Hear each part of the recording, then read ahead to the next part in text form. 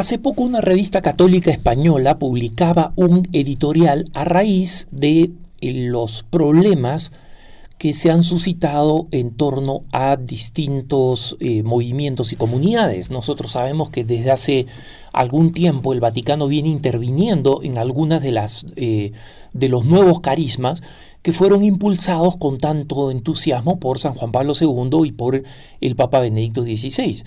Y muchos de estos carismas estos nuevos carismas terminaron evidenciando una serie de problemas desde fundadores, abusadores, completamente indignos, digamos, de ser los fundadores tradicionales del pasado, ¿no? Hablemos de un Marcial Maciel en los Legionarios, de un Luis Fernando Figari en mi propia comunidad, el Sodalicio de Vida Cristiana, la comunidad de San Juan, y recientemente la suspensión del estado clerical del fundador de Miles Christi, el juicio canónico a los misioneros del Verbo encarnado, y últimamente a lo que se refería esta revista es a los problemas por los que está atravesando los heraldos del Evangelio, con el hecho de que les hayan nombrado comisarios para su rama consagrada masculina, su rama consagrada femenina y también para su asociación laical, ¿no? Y que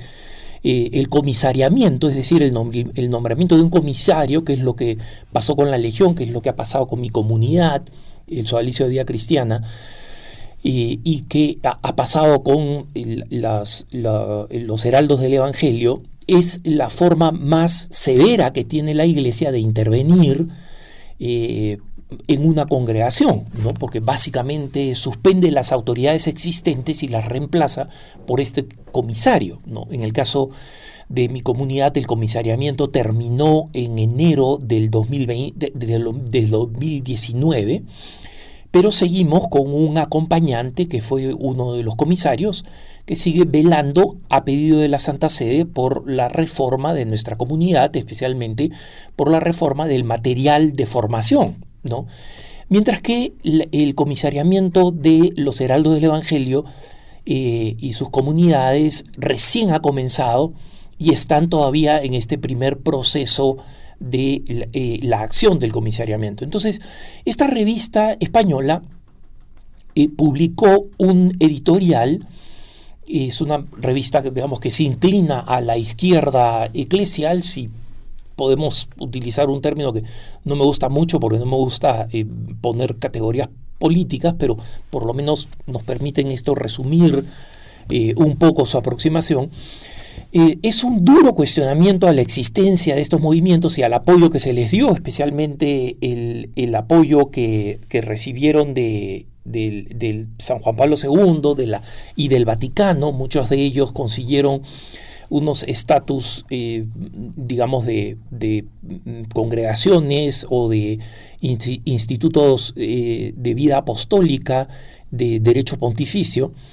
Y esta revista lamenta el apoyo que se le ha dado a estas organizaciones, a estas nuevas familias religiosas, entre las cuales hay algunas, o más de una, que no han sido intervenidas o criticadas, como por ejemplo el Camino Neocatecumenal, ¿no?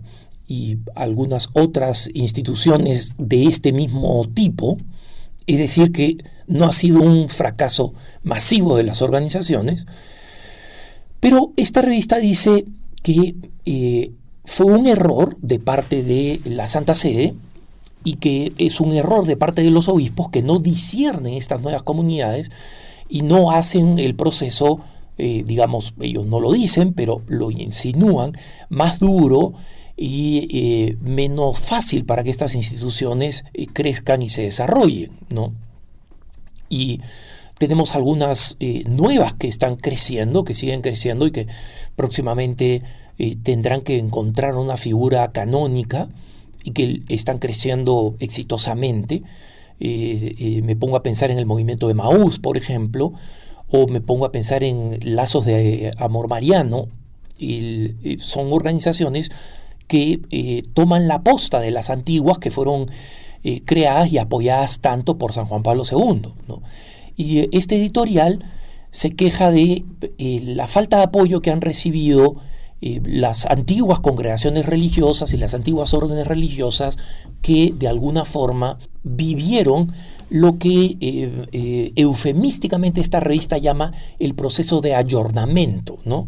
Ayornamiento,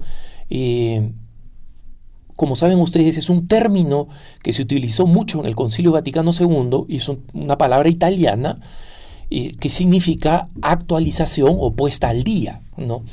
Pero utilizada eclesialmente significa básicamente un concepto ambiguo, ¿no? Para quienes son grandes fanáticos del proceso de ayornamiento, están contentos que estas congregaciones religiosas hayan abandonado algunos elementos fundamentales de su carisma y hayan abrazado otros nuevos, influenciados por las tendencias del mundo.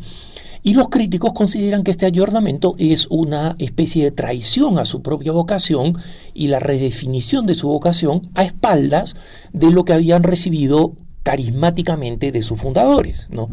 Yo no voy a tomar una postura al respecto, pero creo que esta revista en su editorial, en esta defensa cerrada, digamos, de las antiguas comunidades ayornadas, y su crítica a estos nuevos movimientos o nuevos carismas que han mostrado tener orígenes muy dudosos y tristes, ¿no? Que ya he mencionado y reconozco, porque yo pertenezco a una de ellas, no entienden muchas de las interrogantes que están planteadas en este proceso histórico.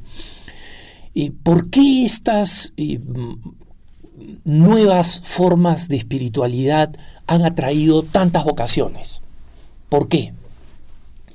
¿Es solamente el hecho de que hayan sido rígidas, en que hayan tenido personas que eran abusadoras, no solamente sexuales, sino físicas y psicológicas, y en consecuencia han recibido un lavado de cerebro? Hermanos, eso no explica la multitud de vocaciones, eso no explica cómo llegaron tantas vocaciones a distintas nuevas espiritualidades, y esas vocaciones no llegaron a esas comunidades, entre comillas, ayornadas, ¿no? Entre mi conversión a la práctica de la fe católica, porque muchas veces he comentado que yo no fui formado en el catolicismo, nací en una familia donde mi padre era ateo y mi madre era una católica no practicante, totalmente, digamos,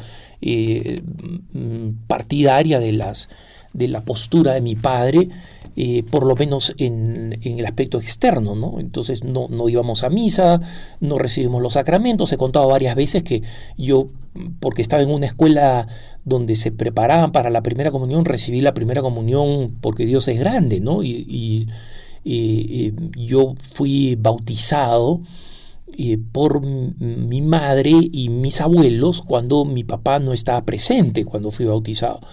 Entonces, a duras penas supe de mi bautizo, y la primera comunión la hice solo. Ninguno de mis padres fueron a mi primera comunión, ¿no? No me dieron estampitas que en esa época cada niño tenía y repartía y compartía. Entonces, entre mi retorno a la iglesia, mi redescubrimiento de la iglesia y luego el descubrimiento de mi vocación a la vida consagrada en mi instituto, con todos los vicios que ha tenido y con todas las denuncias, la mayoría de ellas absolutamente justas, que se han hecho respecto de el fundador y la manera de vivir la espiritualidad, no explican mi vocación. Si no es porque tenían un componente épico de llamado, ¿no? Y una vez, en este proceso de estar discerniendo mi propia vocación, recuerdo una congregación española que envió un boletín que tenía un folleto vocacional que tenía este título. Decía: no somos los primeros ni tampoco somos los mejores, ¿no? No recuerdo el contenido del resto del folleto, pero les puedo decir que esta comunidad ayornada, como dice esta revista española, no tenía absolutamente nada de atractivo. O sea, ¿qué muchacho joven, ¿no? Va a decir, ok, no quiero ser ni el primero ni el mejor, ¿no? Y Es verdad que hay, que, digamos, la naturaleza de la vocación no se trata de ser el primero y el mejor, pero pensemos en la dinámica que atrae a un joven, que me atrajo a mí como joven. Era una comunidad que aspiraba a la grandeza, a la santidad, a las grandes metas de salvación, de conversión, de apostolado, y eso es lo que ha traído a mucha gente joven. Yo tuve la oportunidad de hablar, por ejemplo, con el arzobispo Carlos Chaput, norteamericano, que fue arzobispo de Denver y después de Filadelfia, y que fue uno de los visitadores de la Legión. Y él me comentaba ya, digamos, fuera de los elementos confidenciales que le correspondían a él me comentaba, mira, cuando tú vas al seminario te encuentras con un grupo importante de jóvenes que realmente anhelan la santidad, que realmente quieren conquistar el mundo, que no están pensando en si van a ser obispos o si van a ser recibidos en una buena parroquia, ¿no? Algunas inquietudes que a veces existen en seminarios diocesanos. Entonces, esto explica por qué estos movimientos tuvieron este llamado. Entonces, todos estos movimientos, incluyendo el mío, todas estas familias religiosas, estos nuevos carismas, necesitan ser radicalmente purificados.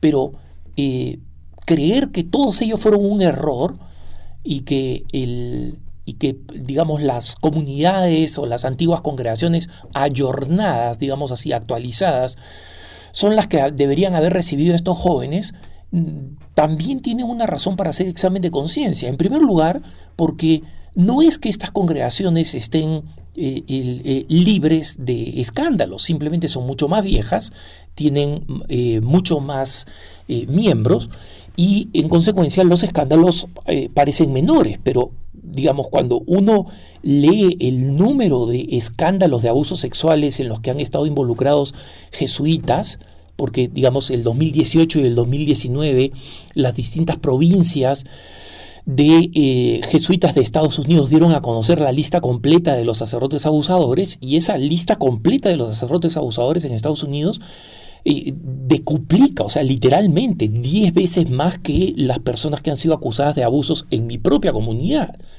Por supuesto, mi comunidad es mucho más chica, ¿no? E involucra al fundador. Ellos tienen un fundador que es un santo y que está canonizado. Entonces, sí, hay una diferencia, sí hay cosas que hay que purificar, pero no hay ninguna comunidad que esté libre, absolutamente libre de este problema de los abusos sexuales, ¿no? Es un tema que probablemente acontecía antes, pero que hoy en día se le da el peso que debe tener. Entonces, este editorial diciendo que los obispos tienen que ser más severos y menos entusiastas con los movimientos de jóvenes y que es necesario apoyar o confiar exclusivamente en las órdenes ayornadas, es un juicio errado porque, como digo, no entiende por qué los jóvenes fueron atraídos por estas comunidades que, con todos sus vicios y todos sus errores, son comunidades que han crecido enormemente en términos vocacionales, ¿no? Y han atraído jóvenes, varones, mujeres consagrados. Entonces, hay algo allí que no han tenido las comunidades, entre comillas, ayornadas, ¿no? Entonces hay que revisar no solamente estas comunidades nuestras que han tenido fundadores absolutamente cuestionables, sino también cuestionar el mismo ayornamiento que ha hecho que muchas de estas familias religiosas estén en una situación de crisis y que algunas estén en proceso de desaparecer, como suceden con varias congregaciones femeninas antiguas que fueron tremendamente grandes en los Estados Unidos y que su proceso de ayornamiento ha sido básicamente un proceso suicida. Que tengas un buen día.